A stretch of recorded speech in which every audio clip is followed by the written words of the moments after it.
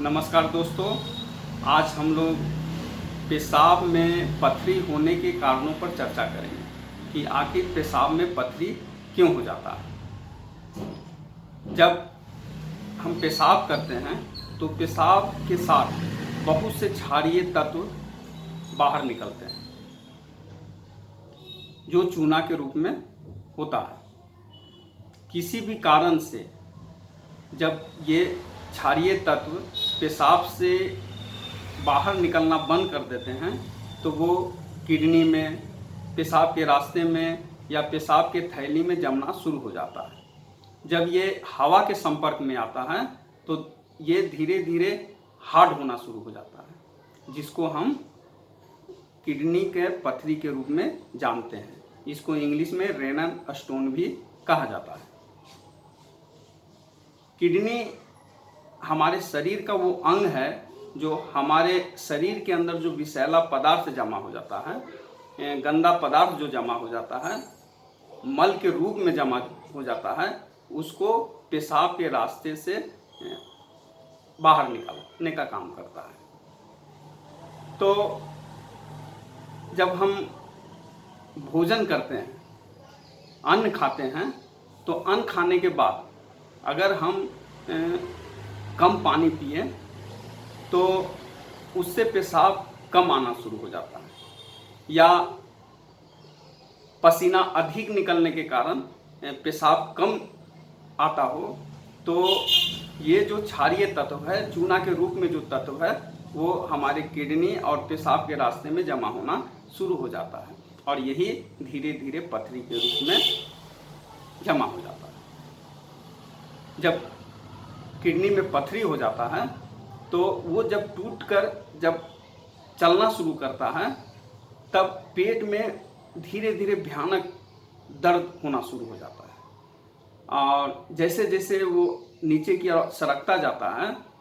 हमारे पेशाब के रास्ते में अटकता हुआ बढ़ता जाता है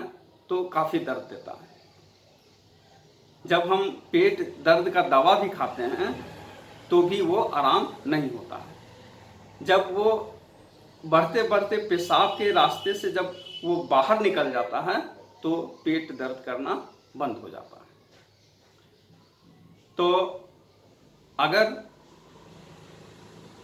किडनी में पथरी हो गया हो तो उसको ठीक करने के लिए होम्योपैथ में बहुत अच्छी दवा हैं, जिनका मात्र लगातार 3 महीने तक अगर सेवन किया जाए तो ये पथरी टूट टूट कर पेशाब के रास्ते से बाहर निकल जाता है और बिल्कुल ठीक हो जाता है। ये पथरी अगर एक है तो वो बड़े आकार का भी हो सकता है या छोटे छोटे कणों में गुच्छे के रूप में भी पाया जाता है। तो अगर हमारी किडनी में पथरी हो गया हो, पेशाब के रास्ते में पथरी हो गया हो, तो हम बहुत अच्छी होम्योपैथिक मेडिसिन हैं जिनका अगर हम सेवन करें तो बड़ी आसानी से 3 महीना के अंदर वो बाहर निकल जाता है।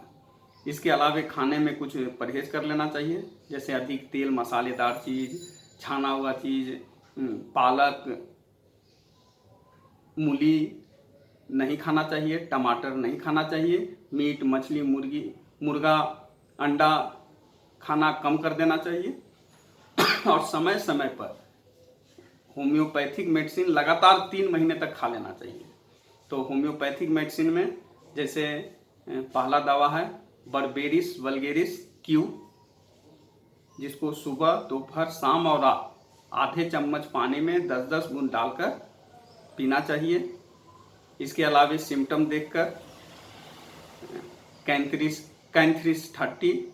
लाइकोपोडियम 200, कैलकेरिया कार्ब 200, चाइना 200, इन दवाओं का